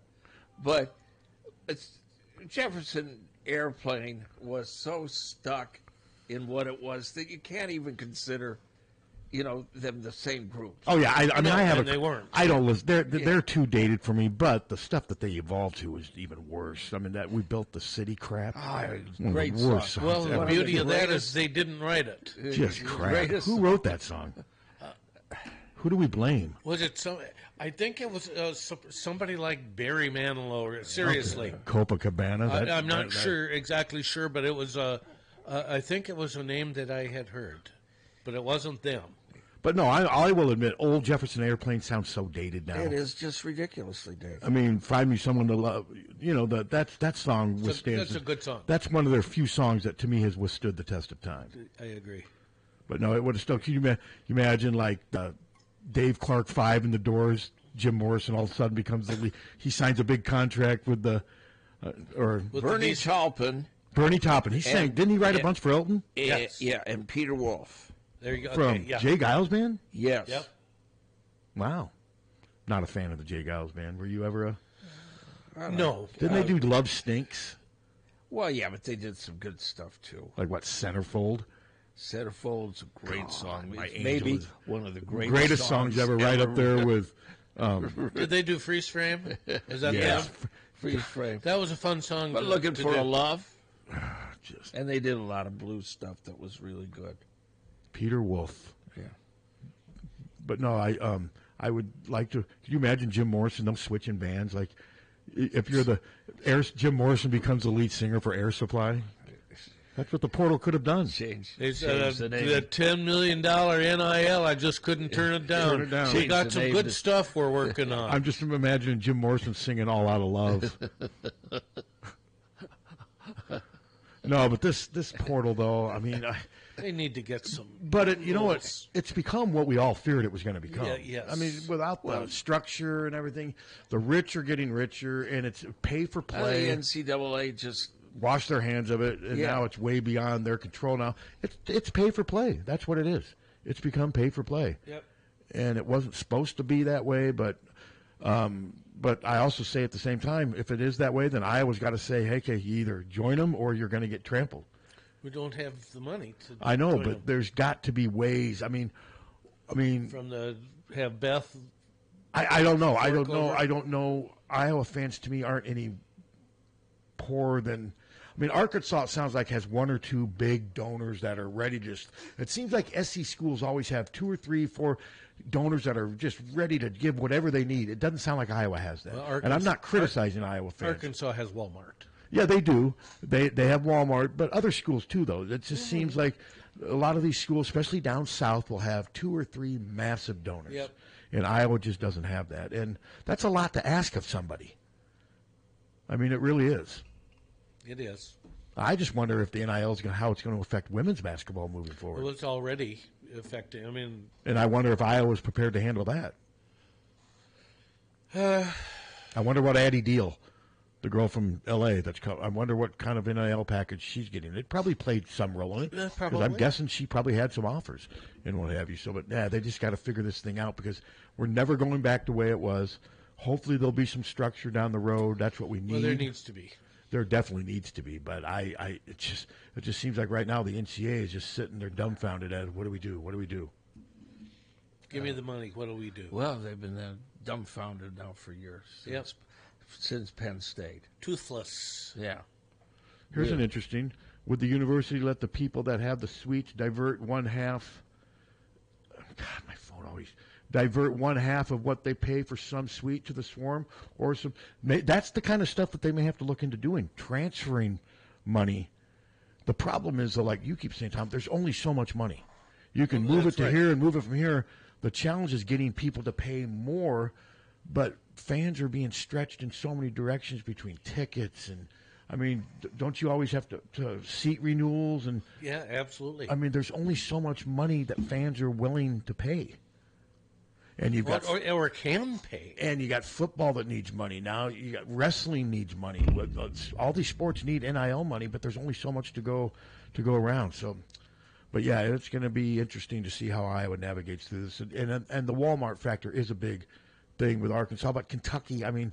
They've got major, huge donors that are ready to. It'll be interesting to see who they get. Yeah. Well, Scott Drew's a name that's being mentioned. Billy Donovan has said that he's interested in coaching Kentucky, so it'll be interesting to see Where's what Billy happens. Donovan now? Is he? The last I knew, he was coaching the Bulls, but I don't know if he's doing that now. Hello. Yeah, he's still with the Bulls. Is he okay? My question is are the viewership numbers from yesterday out yet? Not yet. I've been looking. I don't think so because if they were, it'd be all over Twitter. Yeah. I haven't seen anything yet. They usually will come out. I'm guessing between 15 and 20. Yeah, closer, I think, to 20. I would think. But they'll come out around 12:30 usually. Ratings come out then, right at the beginning of the eclipse. Oh, God forbid. I think they'll be good. I think this game tonight will get good ratings, too. I do, too. I don't think it'll be as good, although it's prime time. I'm not ready to go that far yet. It's prime time, and there's just the two best teams in men's basketball, at least perceived to be are in the final. That doesn't always happen. What network? Is it? I don't know. I honestly don't is know. Is it CBS? I don't know. Well, you could easily Google it and find. But it's going to be interesting to see, and I'm going to really be pulling for Purdue. Oh, for sure. I like Matt Painter, and I just hope they can do it. I mean, the Big Ten has not won a national title in 24 years. That's something. Michigan State, 2000. No, it's long overdue that the Big Ten win. And like I said, I've always liked Matt Painter. I mean, he and Chris Street they got to be pretty good friends when they played on that foreign tour team, and Matt just seems like a pretty classy guy, and I think he's been judged too harshly by their lack of tournament success, and it takes away from how good they are during the regular season. He doesn't rely on the portal very much. He's got a system, and we joke about all these big guys, but man, they're all good. How does he get them? He's got another one coming in. I know. Another one who's like 7'3" coming in. So, but no, like I said, I'm fired up for tonight's game. Well, I don't know. I'll probably watch some. Oh, you'll watch. Since Purdue's in. Yeah, I mean, I'd watch it anyway. I always give the national championship game at least a go just to see if it's interesting or not. But, man, with a Big Ten team, and, hey, didn't Purdue beat Iowa twice this year or just once? Twice. It's on TBS, TNT, and True TV. Really? So Yeah. none of the three? Wow. Because the women was on ABC, wasn't it? Yes. And on ESPN2. Yes. That was the... Yeah. Oh, the Bird Tarasi. Yeah. I lasted like 5 minutes. That was just like put a gun to my head. Yeah, that was awful. excruciating. I will say it will not have the numbers. Oh, I agree with you. I'm not ready to go there yet. But none of us know. We're all just guessing. Of course not. But I would not be surprised if it drew between 15 and 20. We'll see. We'll see what else is on, too. I'm trying to think if there's a lot of... Well, there's... well, there won't be Lizard Lick Towing because there's country TV. But what's on the other major? There's reruns of Matlock are on. That's going to pull a lot of people away. You got Rockford Files from 7 to 9 on 115. NCIS. And then you've got Andy Griffith from 7 to 8. You have Andy Griffith from 7 to 8 on Channel 106. So they're facing a lot of competition. You go up against Rockford Files and Andy Griffith at the same time, that's probably, what, 1 million viewers? I think I read where the Andy Griffith show averages about 470, which is just mind-boggling when you think about it. News Nation. Yeah, they got to go up against the Cuomo report. About 95,000. Yeah, no, it'll be interesting to see what it does, but go Purdue. Go Purdue. And they're down in Phoenix, right? Isn't that being... I believe so. Being held down in Phoenix? That is odd that it's not on CBS. I find that really odd. I do, yeah, I know. And it's not Jim Nance either. No, it's Iron Eagle. Wasn't that a Lou Gossett movie? Yeah, Iron Eagle. Yeah, I know. My buddy from college was in it. Yeah. When Lou Gossett died, CNN did their little tribute to him. They mentioned Officer and a Gentleman, one other movie, and Iron Eagle is like his. I never really thought Iron Eagle was at the pinnacle of Lou Gossett. I mean, it was a painful movie to watch. I only watched it because I'm like, that's my roommate from college, Doug Masters. That was his character. And did you ever watch Iron Eagle? Yeah. Did you watch it? Do not believe so. It's okay. Came out in like 1980s. It was okay. It was okay, but I wouldn't call that at the pinnacle of Lou Gossett. It's not Officer and a Gentleman. I just thought it was funny CNN mentioned that as one of the movies after he passed. Yeah. But yeah, Doug Masters. That was Jason. That was Jason's highlight. That was probably the peak of his career. Besides Murder One, you remember Murder One? Yes. He was one of the he was one of the mafia guys in that. And I mean, he spent a lot of time on trial in that. Yep. Yep. He hasn't called. Oh, he called in. Is he done? Huh? He called in during our show. Right after the day after you said he could only. You've given up. See, he knows. He's just wearing you down. He'll be calling in every 5 minutes before it's all over. Yeah, he needs to go to the portal. You think he needs Todd? I've heard Brommelkamp's got a huge deal for him. Yeah. Huge package deal for exclusivity. Yeah. What's your response to that? You can have him? Yes. You can have him. But I was wrong. I thought you told he could only do Molly. You told him he could only do Tommy's Hey Lang, right? That's what he's limited to. I told him he could do the morning show or Hey Lang. Not Molly or my show. Not Molly. I don't know if I brought up your show. You like it. I don't like's a little strong. I just don't despise it. Like I don't care. I'm in between you two. For him, it's magic. For you, it's torture. I just don't care. I don't know if I'd quite go magic, but it is torture. I'm a little. You're right there. I'm a little more positively oriented. Yes, I think Tom. He sees the glass half full. You see it shattered. Shattered, and I'm stepping on shards. There you go. Shattered. You like that song by the Stones? I don't. No, I don't think it's one of their best ones. No, I did not like it. I didn't mind it. Yeah, it's okay, but it's not. Probably my least favorite Stone song is Brown Sugar. I hate that song. I didn't like it. I don't know what it is about that song. I just didn't like it. Honky Tonk Women didn't like that one either. Nope. Those ones. Well, they've been, there's a ton you can't like. They've been recording since '62. No, you're right. I mean, honest to God. But then other ones, Paint It Black, love that. What's the one? She's a Rainbow. She's a Rainbow. Love that. Love that. That's probably my favorite. That's a good song. Yeah. Love that song. But and of course, you can't always get what you want. Yeah, they've been. And Iowa fans are feeling that right now. '62, isn't that? I wasn't even alive, and I'm 60. Yeah. So would they start like in their late teens? Yeah. Because they're only like 20 years. I think Mick's like 20 years older than I am. Yeah. No, it's incredible. Their staying power is incredible. I mean, Mick, for a guy who's 80, I mean, he can still bring it in concert. It's incredible. No, he's. I've never seen the Stones in concert. Have you? No. Yes. I never have. Yeah, I don't. I worked the show. Really? I've had chances to go, and what have you, but I just never have done it. It's the energy is. Oh, I'm sure it's ridiculous. My biggest regrets for no concerts would be Police. Had a chance to go, and Talking Heads had a chance to go to see them too, and didn't go. Those are probably two. Would love to have seen the Police in concert. We brought the Police into Augustana Centennial Hall before, In fact, I had a disc jockey that we played the Police and championed their album and everything, and then the minute they got a hit, he didn't want to play it. Yeah, they exploded in the late 70s. What were you going to say? Your regret? Crosby, Stills, and Nash. Not seeing them. Yeah, I mean I was a little young for their peak. Like the '74 tour wasn't that? I have that CD. It's a great CD. It is. Could you have seen them that year? Did you have that? I could have. You were like in early 20s then, right? The closest I came. I mean, we did see Molly and I went to see David Crosby when I remember he was in Cedar Rapids. And then for my birthday last year, Ann got me tickets to see Graham Nash at the Engler. Okay, so that's kind of like somebody who's never seen the Dead going to see the Mickey Hart Band. Which I did that a couple times and what have you. So it's not quite the same, but it's the best. There was a great SCTV where it was Bing Crosby, Stills, and Nash. And he started slapping his Crosby. Crosby goes, well, you can beat your kids, you're not going to beat me. Now, did you guys see the Saturday Night Live opening? That was just fantastic. I did not. Great. I did not see it. Oh, you have to see it.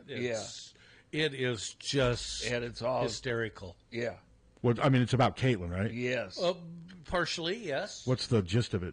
I mean, it's all over Twitter. I just haven't clicked. The gist of it was you have the announcers, you have Charles Barkley and two other guys, and the moderators desperately trying to get them to talk about the men NCAA championships. Okay.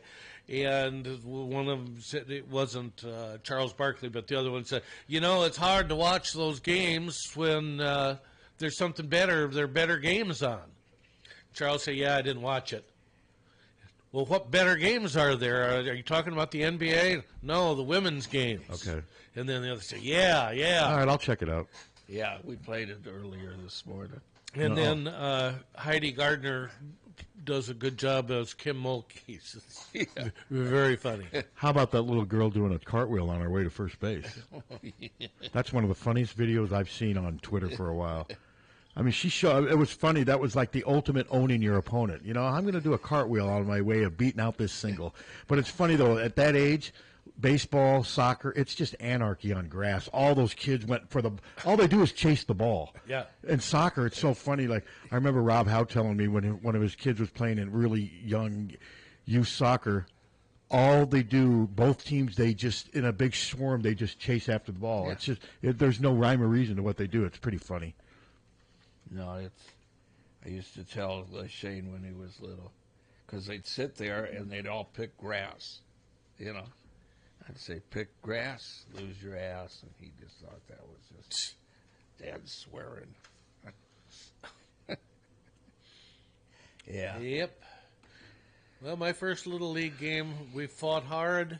We fought to the end, 42-1. We fought to the bitter end. What was that again?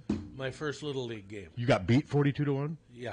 That reminds me of the story that Kirk Ferentz's mom told me when I did a story on him back in 2001.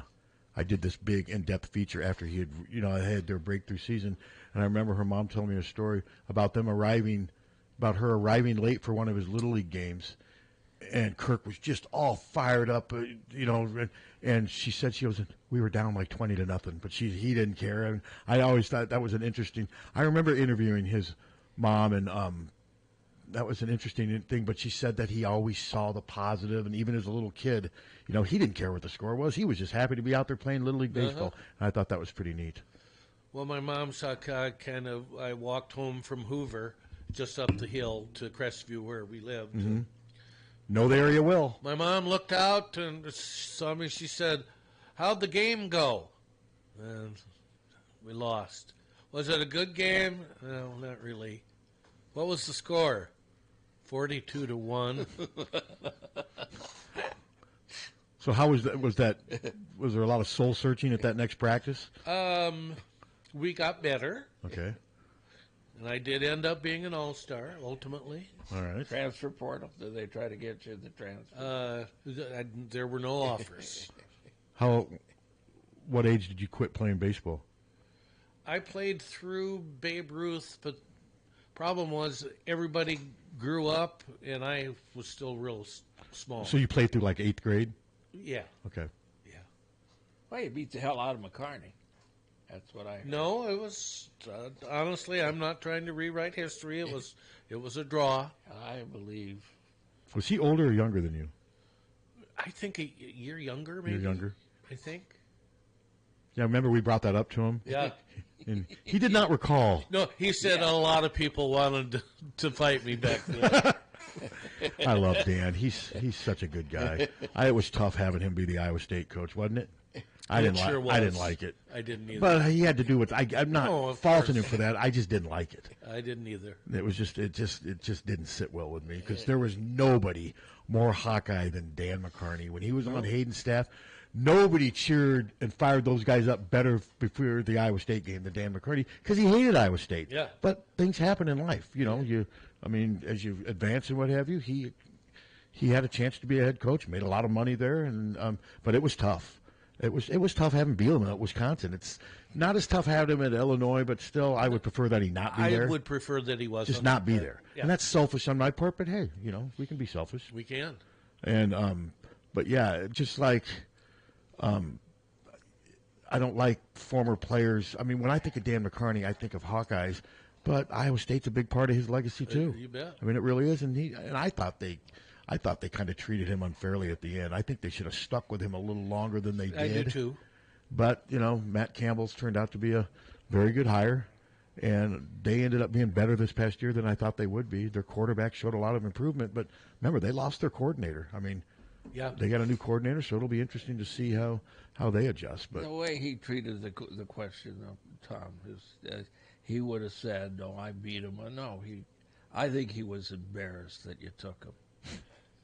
I'm going to disagree on you. I'm going to disagree with that. I don't think he cared one bit. He doesn't remember it. I think he hung up that phone and moved on. That's the story I will always tell. Fair enough. But yeah, no, we've had Dan on some good interviews here, and I'm trying to think if we covered everything. We mentioned baseball. Trying to think, is there anything left? Well, we talked a little bit about transfer portal and stuff for the men. And I told you I'm going to try to get Adam on this week, and we'll try to get Don on at least once during spring football, just to maybe sometime next week, because there's only 2 weeks left. I mean, we haven't done anything in spring football because Sports Information hasn't been around because they've all been following the women. Now they're coming back, and we have our first.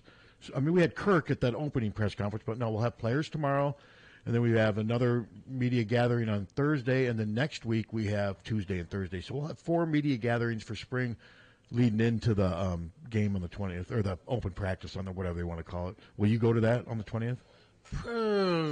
Probably. Yeah, I mean, I obviously would be there, but it's not. I mean, McNamara won't be. For those wanting to see Cade, you're not going to see that this spring. Kirk said he's very limited in what he can do.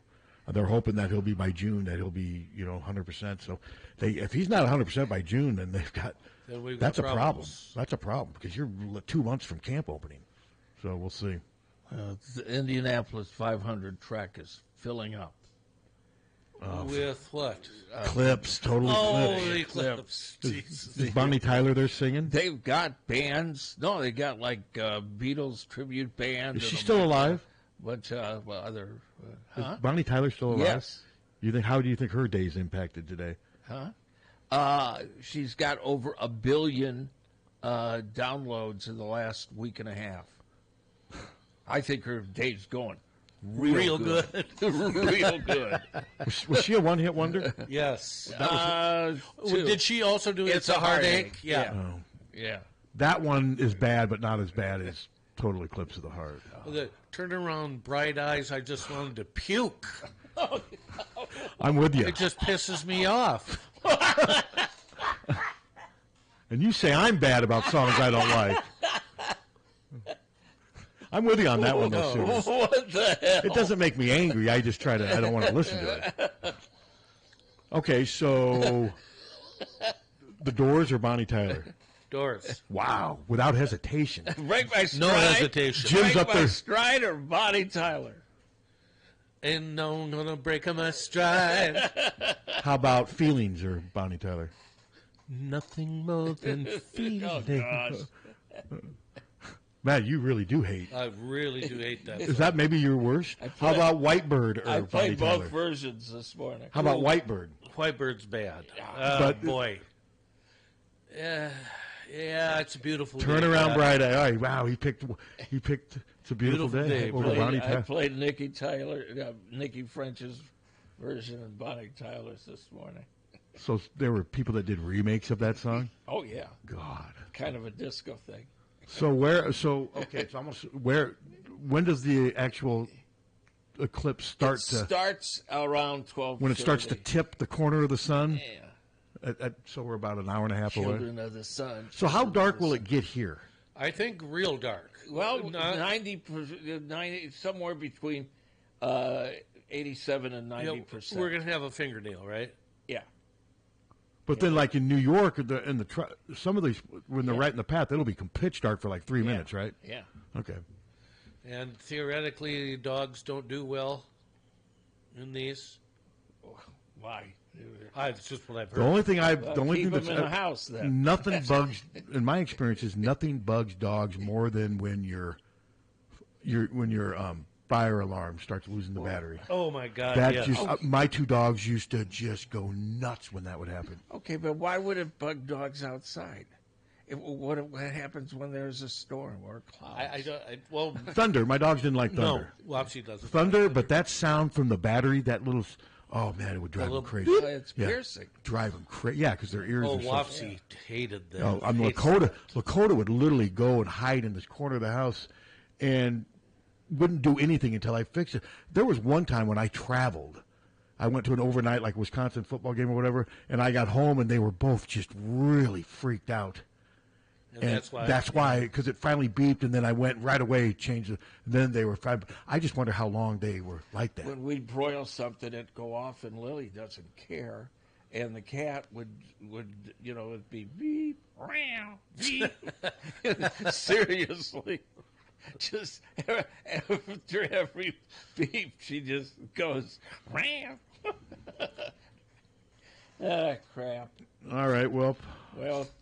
I've got to get ready for this eclipse, man. Well, you better make sure your phone is charged so you can see what you're doing. What happens if my phone? Oh, well, my phone is charged. Dark. I just, like I said, I will not. I don't have the. Where do you go to get the goggles to look at it? Hy-Vee. Oh, they have them. They have, yeah. Yeah, I'm not gonna. Are you gonna do it? I don't know. I have.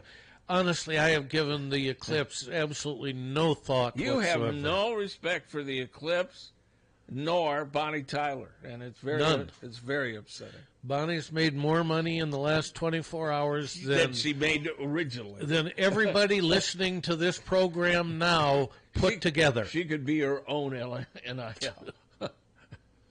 Got all my Twitter feed is just basically players entering the transfer portal. It's just nonstop.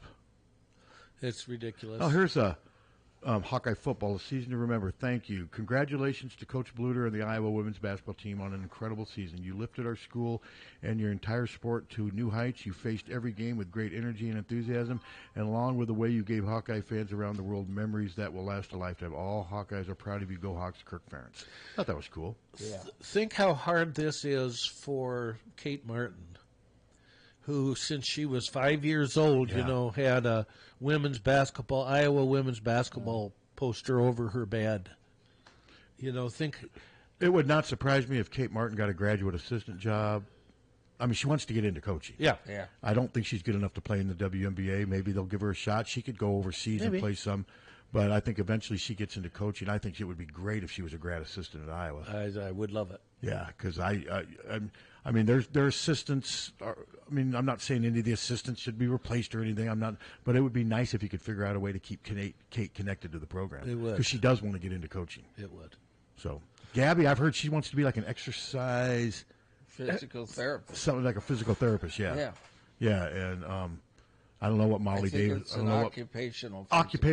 Yeah, that's theirs. I have no idea what Molly Davis's plans are. Felt so bad for her, man, just to not be able to play down the stretch. It's such a shame. And she wasn't ready. I mean, no, you could tell even when she came out there, her riding tremendous. But that was a really cool gesture by Lisa. Was really nice. And you knew Lisa was going to do that. She got all that applause. She did. And you knew Lisa would do that. I mean, Lisa's a class act in so many ways. I mean, she's like a second mother to these players. I mean, she really is. You could see that when she was consoling Molly after she found out that she couldn't receive medical clearance. I mean, part of being a head coach is sort of like being a mother if you're a women's basketball coach. Sure. And Lisa does a good job at that. So, well, the last 2 years have been the greatest ride with Caitlin, Kate, Gabby, coaches. Well, this is the greatest 2-year stretch in the history of Iowa athletics for any sport. I mean, even Evie didn't. Other than wrestling. If you take out wrestling, yes, wrestling. And to me, I always wrestling is just sort of in a group by itself. Yeah. But yeah, outside of wrestling, this is it. I mean, football hasn't had anything like this. Bucky O'Connor had two consecutive Final Fours. The difference, though, there was no it just wasn't the same. It didn't have the same impact, is what I'm saying. No, it didn't. Even the wrestling stuff, none of the wrestling stuff has ever come close to having this type of impact. No. It just had nothing has ever impacted Iowa Hawkeye fans the way this has. You know, I'm watching CNN throughout the morning, and they're doing the highlights, and even though they're talking about South Carolina winning, the video is all Caitlin. Yeah. I mean, yeah, and some people were upset about that, saying that they felt South Carolina got slighted a little bit, and that's possible. I mean, it's possible. I can admit to that. Caitlin gets everything she deserves, but there was a lot of focus on her at the end there, and it kind of ignored the fact that this team just went 38-0, and most of the games weren't very close. What's 37 plus 38? 75, is it? 75-1 over the last 2 years. I wonder who beat them. I think they've only lost 3 games over the last 3 years. It's incredible. It's incredible. She's done a hell of a job there, and like I said, she's a class act. If I had a daughter, I'd send her to play for Don Staley before I would Kim Mulkey. And they're loaded for bear for next year, too. Yeah, I wonder if Don Staley, if anyone can lure her away from there. Or if she's turned South Carolina wasn't always a power. No. They're the new Tennessee in the Southeast, and I saw Tennessee fired their coach and brought someone in from Marshall. It's going to be interesting to see what they do, but it'll be interesting to see if Don Staley has another move in her. Yeah, time will tell. What if Lisa and Jan both decided to retire in 2 or 3 years? Would you want Don Staley at Iowa? She'd win huge. Oh, instantly. Instantly. Would I want you? Yeah, of course. It was a rhetorical question. But part of me would like to see Jan get a chance to be the head coach for 5-6 years. If she wants it. If she wants it. Maybe she doesn't want it. Who knows? Because she seems perfectly fine being Lisa's associate head coach. And, boy, there's so much love and respect between those coaches. I mean, they've been together for so long. I mean, it's this was unbelievable. That open game against DePaul at the football stadium, in some ways that seems like yesterday. I mean, that's when this season started. That's when things started building. That was a great decision by Iowa to do that. I want to go to CNN, and they're we're done. It should be on the show. They're recapping Dawn Staley. Put it on. Okay. Head coach Dawn Staley said about Caitlin Clark last night. Listen to this. I want to personally thank Caitlin Clark for lifting up our sport. She carried a heavy load for our sport, and it just is not going to stop here on the collegiate tour. But when she is the #1 pick in the WNBA draft, she's gonna lift that league up. So what are you expecting, Christine, from Caitlin Clark at the next level? She clearly will be the #1 draft pick in the WNBA. Well, Caitlin Clark is gone in terms of college basketball, and she'll be back in a week. I mean, talk about an opportunity to continue to have this superstar lead the way. The WNBA draft is a week from tonight. I'm sure it will have the highest TV ratings it's ever had as she goes to Indiana. And as we know, there's already incredible interest in the WNBA as well. For example, the Las Vegas team, they play in the 12,000-seat arena. They've already moved their July game against Indiana to a 20,000-seat arena. And, of course, Caitlin Clark hasn't even been drafted yet by Indiana.